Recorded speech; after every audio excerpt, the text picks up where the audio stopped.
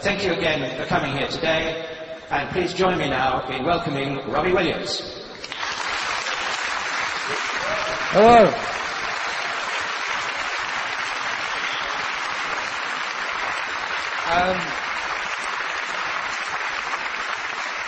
Thank you very much for coming down. Can you have a word with your boss, see if I get a knighthood? That'd be really lovely. I feel like Bond. Yeah, thank you very much for coming down to Berlin today, and also thank you for letting us use your gaff. It's wonderful. I've got an announcement to make. I'm retiring. No. So it's not very secret that I'll be doing a tour next year, as certain members of the British tabloids decided to leak it. Thanks very much. Which almost spoils a whole day in Germany for me. I'm going to be working with Smart and Xbox, I'm very pleased to say, on a tour of Europe next year, and I hold before me some of the dates, so I'll read them out. I'm going to be in Edinburgh on June the 28th and 29th at Murrayfield. I'm going to be Vienna at the Ernst Abel Stadion, culture, on the 4th of July. On the 6th I'm going to be in Munich at the Olympic Stadium, and on the 8th I'm going to be at Berlin, and I just can't pronounce that one, Waldheim. And on the 9th I'm going to be in Berlin at Waldburg, and 11th I'm going to be in Mannheim. I've got no way of reading that one. Bear with me. Mainmark. Is that alright? Okay. You can work it out. The big one, wherever that is in Mannheim. And I can't. Oh no! I should have read this list. The 13th of July. Gelsenkirchen. Yeah, culture. Arena of Schlatt. Schlag. Oh, help me out, man. Okay. Amsterdam on the 18th at the Arena. Simple. Thank you. On July the 20th, I'm going to be in Hanover at the Expo site. And on the 25th, I'm going to be in Denmark, Copenhagen at the Parken. 27th, I'm going to be in Sweden, Stockholm at the Olympic Stadium. And on the 2nd and 3rd, I'm going to be at Nebworth Park in England. And on the 9th, I'm going to be in Ireland, Dublin at Phoenix Park. Have I got anything else to say? Is that... I mean, I know we're going to be doing fielding questions in a little bit, but it's about the tour, right, isn't it? Wicked, I've got a tour, come and see it. And there's loads of people here, a bit intimidated. Love you all though. So, that's it. If anybody wants to... I've got the flu. I've had 2 hours sleep. I feel really bad. But I couldn't miss coming to see you all. So I hopped on a plane this morning. Jolly pleased I did. You all look lovely. Okay. Any questions? Why did you choose for open air, and what are you doing till then? Not a clue. I mean, why did I choose open air, and what am I doing till then? Later on I'll be going home, I'll be eating some dinner. Then in the evening there's a few shows that I want to watch. I don't know what you mean, mate. Why did I choose open air? Fits everybody in, doesn't it? I really don't know. Chose open air because they're big gigs. I love a big gig. And actually people should come down and see this, because I think that after this tour and after this album, I think it's all downhill. I genuinely do. Because I think this is the pinnacle of my career right now, and they should catch it while I'm hot. Or come to see the holiday shows that I will do each summer in England around Butlins camps in about 5 years with Oasis.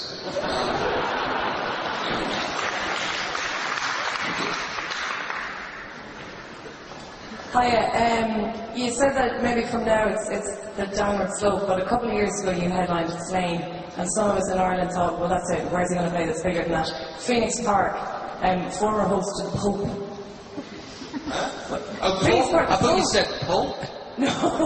The Pope. The Pope, sorry, the Pope came in 1979. You were the first big open air gig in Phoenix Park, really. Yeah, because his album was crap, wasn't it? John Paul sings the blues. I'll have the mic and ask you, are you buying a house in Ireland? And can I go to your house warming? I'm absolutely not buying a house in Ireland. I will do in the future though, definitely. But as it stands at the minute, no, I heard about that story and it's completely untrue. But it's great billing, isn't it? The Pope and me. Any more questions before I get myself in a comedy cul-de-sac? You talked about the European fans. What about America? That is the goal, isn't it? In the future? I've been very, very interested to read an awful lot of stuff, especially with the album coming out.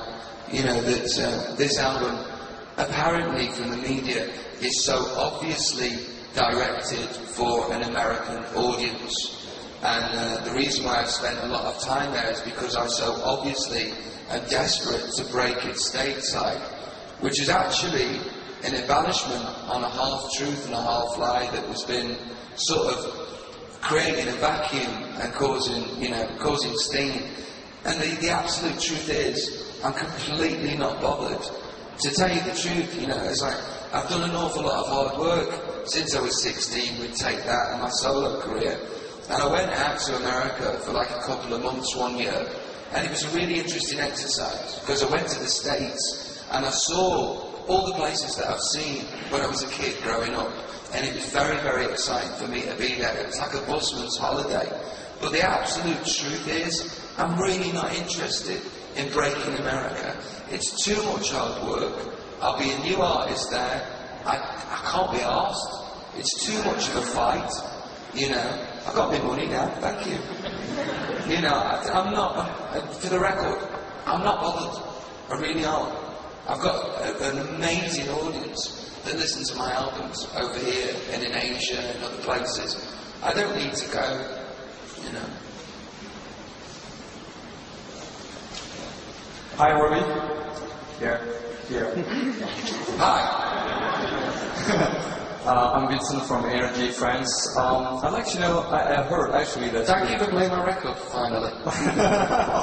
Come on. I heard that you decided to record naked for some song in eschatology. Why that? Can you tell me? Because I've got a huge cock and I think everybody should see it. Actually, I'm sorry, but I didn't see it. Yeah, no, I don't know. I'm actually probably going to be, you know, one of those very embarrassing fathers that's a naturist when I'm older. So I actually just took my pants down for a laugh, recording one of the songs, and everybody laughed, and I laughed, and then I went, actually kind of like this. And then everybody got a bit uneasy because I refused to put my clothes on. But I don't know, it's kind of liberating. Good inspiration for you? Pardon? It was a way of inspiration for you? You didn't inspire anybody else, I can tell you that. You know, move away, there's nothing to see here. There really isn't.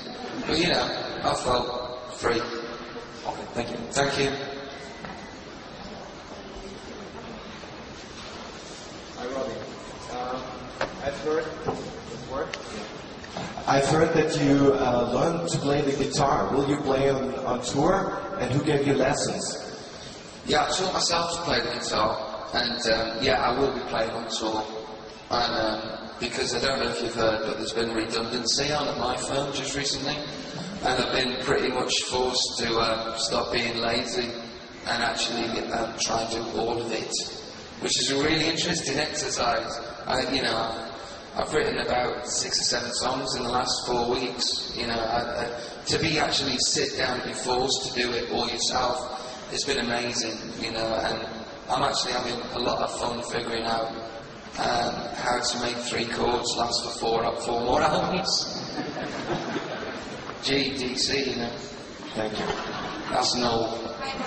I heard that back here. Oh, You said in an interview that this record you really sing what you feel. And in your song Feel you say, I don't want to die but I'm not keen to live either. Is it true? And why do you say that? yeah, it was true then when I wrote the song. You know, it's kind of difficult to, you know, bare my soul in front of 300 of my best new mates. You know, I don't really want to do that. The songs speak for itself. I wasn't feeling too happy at the time, but you know, I must say, I must impress that I'm the happiest I've ever been. I'm the most excited I've ever been about what I do for a living, you know, what I do, what I create, how I perform. You know, I've actually started to like myself a little bit, you know, and listening to some of the old albums, I'm actually alright, you know. So, when I wrote the song, I was feeling like that, you know, but I'm not anymore. Medication, it's great, man. Hi. Can I ask you, firstly, why did you come to Berlin for this event? And secondly, wasn't there rumor of you and Eminem doing some sort of project together? First of all, city of culture, city of music, city of happiness. I don't know. Actually, I knew that question was going to be asked, and I was in the toilet, I was thinking, why am I here? I don't know. But, you know, if you build it, I will come. Eventually, you know, I don't know. Don't know why I'm here. It's great here. Why not? Hello, Robbie. My name's Gunther on the right side. Hi, Gunther on the right side. On my copy, I have two hidden tracks on the album. You have two hidden tracks? I have two, yes. The one is called I Tried Love. Let me put one line as a question. Yeah, I know what you're going to say, man. Go on. The Richard Gere Gerbil case true, and who wrote the songs? Is the Richard Gere Gerbil story true? I don't know, it's a question we've all posed down the years, isn't it? Who wrote it? You sang the line on that track. Yeah. For what reason? Something that I ponder every now and again. Is the Richard Gere Gerbil story true? You know, I'm sure it's passed through everybody's mind. If you're not aware of the Richard Gere Gerbil story, I don't think I'll rehash it for Mr. Gere. Yeah. Listen to the hidden track. What was the other hidden track that you've got? Because I swear, God, they've only done one. You're just making it up, make yourself sound good in front of people. No, on track 14, after the track has finished, I heard two songs. Maybe I have a different copy. Don't do crack. Okay. Who's next? Robbie, I just want to ask you... Where are you? I'm here. Oh, wicked. He's just asked my question. But are you looking forward to coming back to Ireland? Yeah. I mean, I have the most amazing... audience that know what they're doing when they come to the show. I want them to be involved. I want them to go away being entertained. And, you know, I've got to say, you know, the world's presence here. Ireland's the best, you know, Ireland and Scotland have the best audience that you could ever wish to have. And everywhere else is not too shabby, believe me. But Ireland's very special to me. It always has been and it always will be. No, I'm bigger than Bono. Yeah. Robbie. Yeah, don't quote me on that. Robbie, if you this way, I'm here. Okay, sorry. Peter Waterman, nice for you to turn up. You've been working closely with Guy Chambers on this album, and I read reports that you're about to quit that cooperation because you wanted him to only work with you. And is that right? Thank you for asking me. Thank you for asking me that question. Yeah, once again, you know, it's like, because I do very little interviews these days, a load of stuff that's written about me is highly speculative. It's embellished upon and romanced upon about what people think is happening with me. And other journalists read something that journalists have put, and then they embellish the story that isn't true. You know, my partnership with Guy, unfortunately, for the foreseeable future has come to an end, for reasons that I don't want to get into in front of everybody here, because it would embarrass him and it would embarrass myself. But I can state categorically, that I never ever once asked for an exclusivity, whatever you call it, can't even say it, deal with Guy. You know, it was never, and it has never been ever about that at all. You know. So I've been wanting too much money. Now, did I say that? Robbie, my name is Christian. Are you afraid of the time after Guy Chambers writing songs on your own or doing songs with another? You know, another thing that's come to pass during all this Guy Chambers thing is because that I'm Robbie Williams that has come from Take That. nobody credits me with anything, you know, and it's understandable. I came from a boy band. I wasn't the songwriting proven talent in that boy band, you know, so hence, when I leave and create my own albums, you know, people automatically assume that a lion's share of it is done by somebody else. My name is Robbie Williams. I write lyrics, I write melodies, all of them, and I occasionally write the music too, you know. It has pissed me off, that, but I understand it, because how will people know unless they're sat in the room with me, knowing what I do, you know. And you know, I read an awful lot about Guy Chambers, who penned the hits Let Me Entertain You and the hit Angels, and it pissed me off. These are my albums. I have a lot to do with them, believe it or believe it not. But unless you're in a room with me, watching me write, how much know? You know, but I can stay, you know, I write songs. Robbie, talking of Take That, over here, Robbie.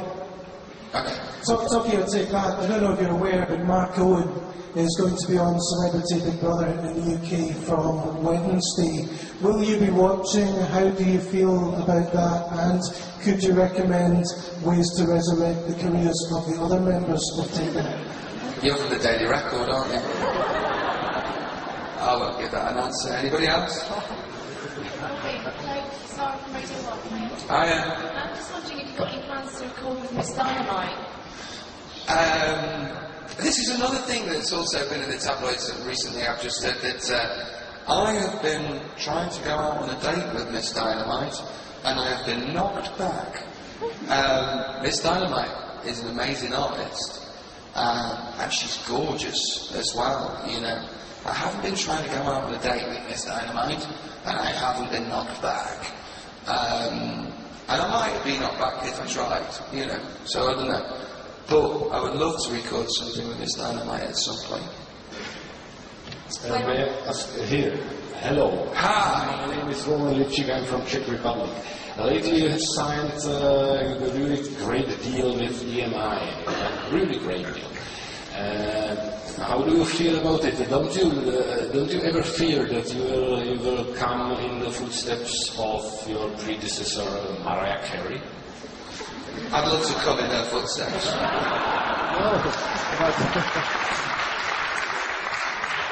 I am not satisfied with the answer, please. Mariah Carey is actually the most successful female vocalist of all time. She's just about to release a single. It's going to do really, really well. Mariah Carey actually hasn't gone anywhere. She's still around. I don't actually consider the fact of the deal of Mariah Carey and me in the same triangle. I'd love to have that triangle at some point though, but it doesn't affect me. You know, it's like there's been a lot written about this deal, and understandable, it's a big deal, do you know what I mean? But I've got money, I always have had. You know, I've had enough to tide me over to do whatever I want. I don't feel any richer. I'm not giving it back. But you know, it's a deal. I've got an amazing album. I listened to it on the plane coming over today. It's great. You want to have a listen? I'm very proud of who I am. I'm very proud of what I do. And if that changes, I'll tell you. But right now, you know, record deal means nothing to me. I've got an album to promote. I want people to hear it. Hi, Robbie. Here. Here. Yeah, I understand the Nun song is the first song that you wrote entirely by yourself. Was your Nun a particularly influential or important person in your life? Yeah, she's amazing. She loved me unconditionally, and I miss her tremendously. And I know she's all around me. She's with me now, you know, and she's an amazing, amazing woman, and I want people to know about her. Thank you. Oh, okay. Sorry, do you find all the speculation about who some of your lyrics might be about, particularly ladies, do you find it quite entertaining? Yeah, I find it really entertaining, actually. I also find it a bit scary too, because these people that they actually say that these songs are about, I have to bump into them, you know, and they may believe that it is about them. And an awful lot of the stuff that I write, a lot of it's artistic license, and an awful lot of it is from, you know, relationships that I've obviously been in, yes. And it's great because loads of people before the album came out said that this song's about this and this song's about that, and they gave it two pages in massive publications just before my album comes out. You know, now thanks very much for the advertisement, but you're talking bollocks. Robbie? Hi. Yeah. And then from X Magazine. Do you have any explanation why America hasn't picked up on your fame and your music yet? There's not a simple pop bite that I can give you for that. You know, I'll tell you what I said before, I'm not bothered. You know, it's like, ask me the same... Bad though. Huh? It wouldn't be too bad, you know? I mean, Maybe for you, I don't know. Have you been there? You can ask me the same about Japan. They don't sell any records in Japan. I plan to, you know. Why they haven't picked up on me, there's many reasons, you know. When I went, I don't want this interview to be about America because I'm not stressed, I'm not bothered, you know. They didn't pick up on me because I'm not very good. What do you want me to say? You know, I don't know. The gods conspire. Robbie, you are a smart guy, yes? Here.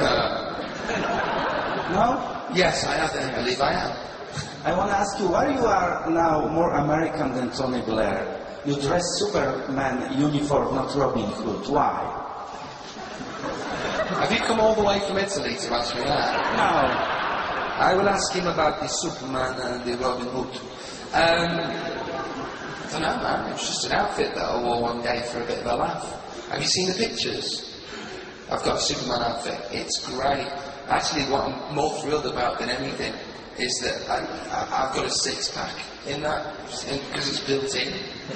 You know, that's the real reason why I wear it. I've always wanted, you know, I haven't had a six-pack since I was in Take That. So you get the Superman outfit and it's got a cardboard six-pack. Girls fancy it.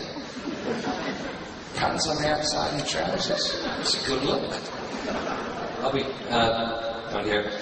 Where's down here? Down here, sorry. Oh, okay. No coke, no booze. What are you doing for kicks these days? Heroin. Heroin? Jesus. I was wondering if you did anything meditation-wise or anything like that. No. What do I do for kicks these days?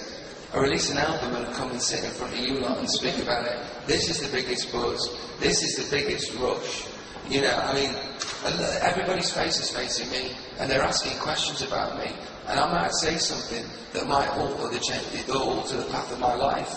Or really embarrass myself. Or say something to upset somebody. You know, or maybe, just maybe, I might get my point across. You know, and this is a bigger buzz than any gram of coke. You know, or any booze. I mean, look at this. This doesn't happen. You know, I'm just glad to be around for it. You know, no matter what is said after this press conference, no matter how I'm interpreted after this press conference, this is the biggest buzz for me, and I'm loving life. No, a few more. Okay, 2 more questions. Kate from Sneak. Kate from what? Sneak. Wicked. Hello. The mask you wear out in London to foil the paparazzi, whose idea was it, and do you ever feel a bit of an arse wearing it? I do feel a bit of an arse, yes. And this is the truth about the mask. It's from a video that I did called Alternative. And on a day-to-day basis, agencies pay 4 or 5 paparazzi to stand outside my house. Now, this is not a pop star moment. This is, I'm trying to win this battle. You know, I'm very, very competitive. The mask is only worn when I leave my front door to get into my car. I always wear this jacket, I always wear the same hat, and I always wear the same mask. Now, they can't sell the picture twice. I know I look a bit of a tool, but I'm not bothered. I want to win that battle. You know, if there's people outside my house, you can go fuck yourselves. If I go off and do some work, or if I'm out in public, I'm fair game. But leave my house alone. You know, that's all I'm saying. You know, that's why the mask is worn. I'm not being a Michael Jackson. I haven't had my nose done. I just want to win one bloody battle. Last question. Thank you. Robbie? Hi, it's Thomas from Bravo Magazine, right in front Robbie? of you. Hi, here. I'm sorry. Yeah. So what do you do with all the money you got from your mother? I'm going to have a room full of sweets. I'm going to eat my way out. I don't know. What do you do? You know, I don't know. I really don't know. I'm a celebrity. We have many divorces. A lot of it's going to go to future ex-wives. I'm sure of it. There's already a contingency plan put in for the tour in about 15 years when I really need to do it because two of my wives have got all the dough. You know, so I don't know what I'm going to do with the money. I've got a pair of jeans, I've got a pair of trainers, and I've got some nice suits. I don't blink. I don't feel the need for many cars. You know, you can only ride in one. I like having a nice house. And no good forget, you know, who judge me badly for that. I like living a nice lifestyle. You know, it's the labour of what I do. Fortunately for me, you get paid for it. You know, and I enjoy it. You know, why would you get in the game? You know, when I was a kid, I wanted to be a pop star. You know, I've become one. And all the trappings that go with it have become mine. And I think, you know, an awful lot of the time, those have to be very apologetic for what I earn. Or I have to justify my actions for what I earn. You know, I do my bit to give back. And I'm going to be doing more of that, a lot more, because I suffer with tremendous guilt myself. You know, but what do you do with money? That's it. Thank you very much. Oh, one more question. I'm from the popular music television called MM, and I want to ask you, where do you get your self-confidence? Because when you're on stage, it feels like you're at home. Yeah, it's funny because what I do actually on stage and who I am at home are so far apart. I actually get on stage and I wear a shield of armour. You know, I know how to look into the light and make my eyes shine. I don't know how to smile. You know, sometimes I'm really acting up there because you can't feel it every night. And I'm not there to be entertained, they are. You know, when I feel it and they feel it, it's great. But when they're feeling it and I'm just trying to give it to them, you know, that's my job. You know, and I don't know, the entertainer, the big cheeky smile and the big shiny thing is all protection because I was nearly sick coming on stage today. Stood there. And you should see me before these gigs, you know, before these massive shows. I will be sick many evenings because it's rock getting on stage. And then as the stage goes up and I come through, Robbie enters and I just get taken over. And I'm glad that he exists too. I've got to go. Go on, one more question. Can you hear me? Yeah. On your new album, you talk about finding true love. I just wanted to know what are you looking for in a woman? Just like that. Just one simple question. Just a pop soundbite, just like that. Yeah. I don't know.